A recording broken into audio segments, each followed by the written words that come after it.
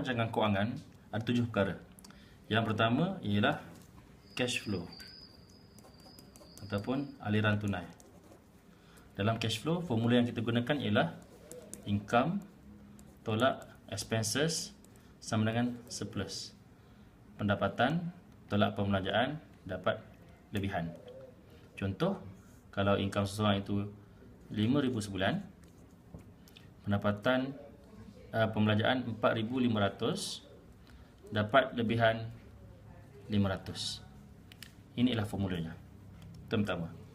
Yang kedua ialah net worth. Apa pula net worth? Net worth ialah kita nak seimbangkan antara aset dengan liability. Aset sebagai contoh, duit dalam bank, duit dalam tabung haji, emas, saham, unit trust dan sebagainya, ataupun dan juga KWSP. Itu ialah aset. Manakala liability pula ialah hutang rumah, hutang kereta, hutang PTPTN, hutang Court Mammoth, hutang itu, hutang ni. Inilah dua perkara dalam net worth. Kita nak seimbangkan antara aset dan juga liability. Baik. Dua perkara ini, cash flow dan net worth, menjadi asas dalam perancangan kewangan. Sebelum seseorang itu merancang untuk melanggan takaful, sebelum seseorang itu merancang untuk persaraan, sebelum merancang untuk pendidikan anak-anak, merancang untuk pergi haji, merancang untuk beli rumah dan sebagainya, kita perlu tahu cash flow dan net worth sebagai kekuatan kewangan seseorang. Selepas dapat detail cash flow dan juga net worth, baru kita boleh lagi perancangan yang ketiga, keempat, yang sampailah yang ketujuh. Dan perkara yang ketiga, keempat, kelima, keenam, ketujuh yang akan saya terangkan nanti akan berkaitan rapat dengan cash flow dan juga net worth. Kita pergi satu persatu. Yang ketiga ialah saving ataupun simpanan. Berapa banyak kita perlukan? 3 ke 6 bulan income. Sebagaimana yang saya ceritakan tadi, saving akan reflect kepada income dan juga asset, iaitu kena minimum 3 ke 6 bulan gaji, reflect kepada income. Dan yang kedua, ia bawah kategori aset. Dia akan terletak dalam aset. Aset yang pertama ialah saving. Gunanya apa? Gunanya saving ini ialah untuk emergency. Sebagai contoh, kita rosak dan kita perlukan duit untuk baiki kereta, ataupun pipe bocor, ataupun duit hilang, dompet hilang, kena curi duit. Itulah emergency yang kita perlukan duit dalam saving account.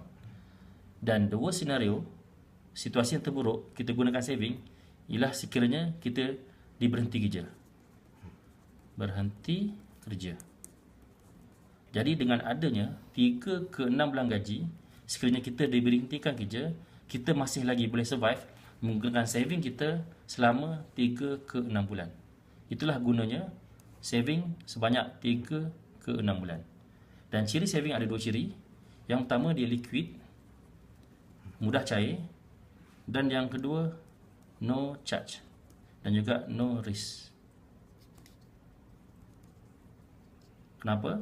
Sebab kita nak perlukan dalam tempoh emergency, kita perlukan duit segera dan kita perlukan aset yang liquid dan juga tidak ada sebarang charge.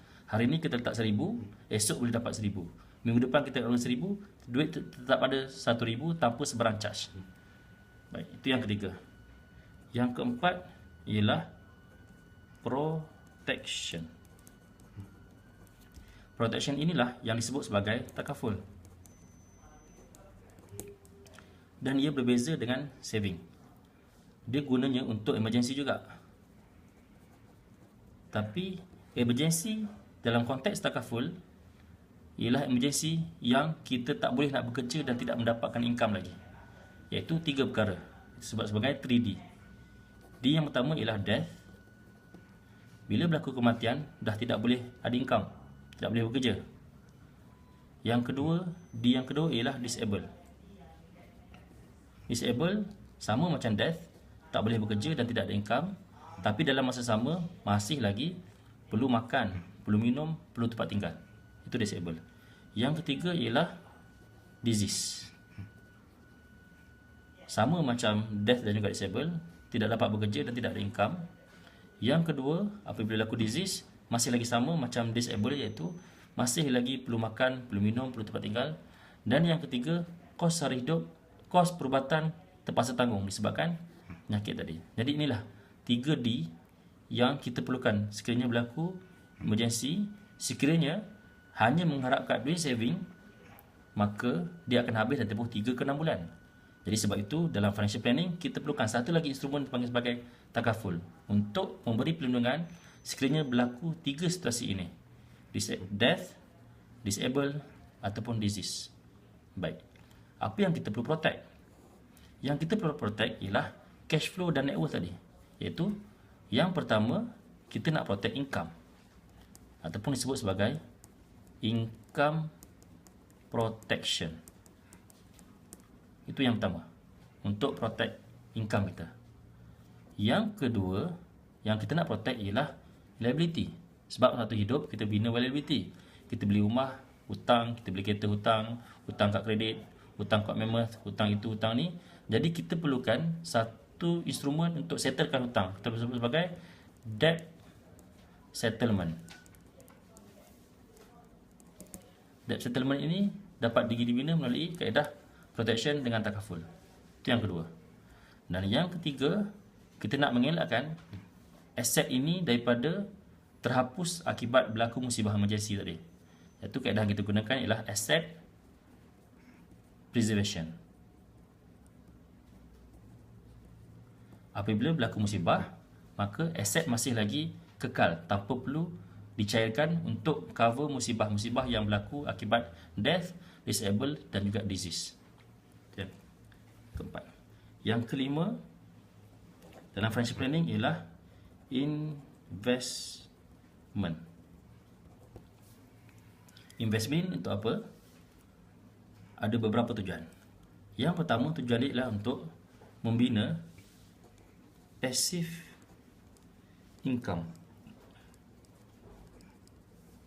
pendapatan pasif. Itu pun relate kepada cash flow, passive income.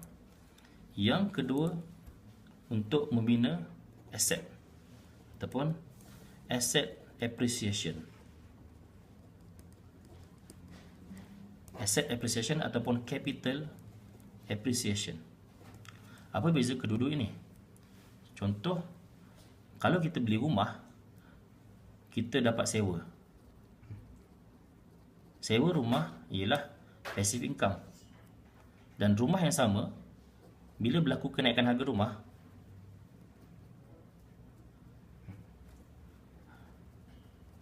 ini pula ialah asset appreciation ataupun capital appreciation.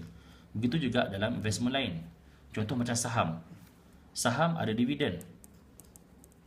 Dalam masa sama, saham juga ada capital appreciation, kenaikan harga saham tersebut. Jadi setiap pelaburan selalunya mesti akan ada dua ciri ini: passive income dan juga asset appreciation. Dan investment kita perlukan untuk 3 perkara. Yang pertama, tujuannya ialah untuk retirement. Sebab kos sara hidup makin lama makin meningkat. Jadi kita perlukan investment untuk kita bersedia untuk retirement. Yang kedua, untuk child education. Untuk pendidikan, kos pendidikan anak-anak pada masa hadapan. Sebab kos pendidikan makin lama makin meningkat. Itu yang kedua. Dan yang ketiga ialah untuk menunaikan haji, bagi yang belum menunaikan haji. Inilah dia tiga perkara. Ketiga, keempat, kelima ini kita panggil sebagai long term planning. Long term. Dan tiga-tiga ini, peruntukan ketiga-tiga ini akan datang daripada surplus. Surplus untuk saving, untuk protection dan juga untuk investment.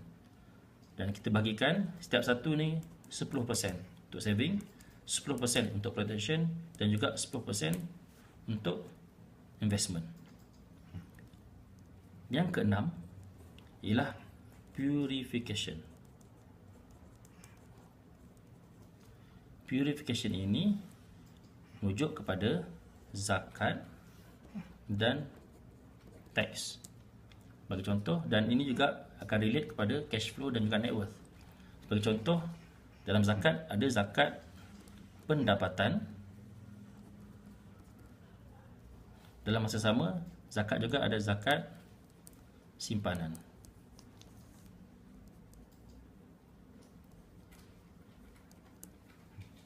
Yang keenam, purification. Sebab segala harta yang kita kumpul akan jadi milik, ada juga sebagai milik orang lain, milik fakir miskin, milik amil zakat, milik asnaf zakat, dan juga sebagian juga milik negara yang dibayar melalui cukai.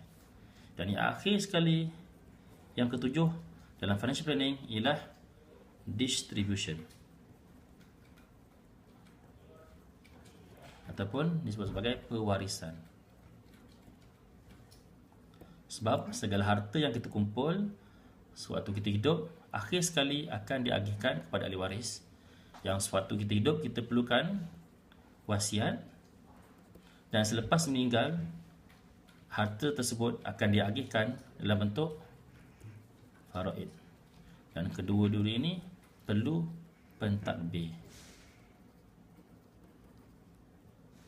perlu kepada proses pentadbiran harta pusaka, dan kita perlu plan ketika hidup supaya proses distribution ataupun proses pewarisan akan berjalan dengan lancar dengan kita melantik awal-awal siapakah pentadbir harta-harta kita selepas berlaku kematian. Inilah dia 7 perkara dalam financial planning, bermula dengan cash flow dan net worth sebagai asas, saving, protection dan juga investment untuk long term planning, dan akhir sekali purification dan distribution untuk planning untuk akhirat. Sekian, terima kasih.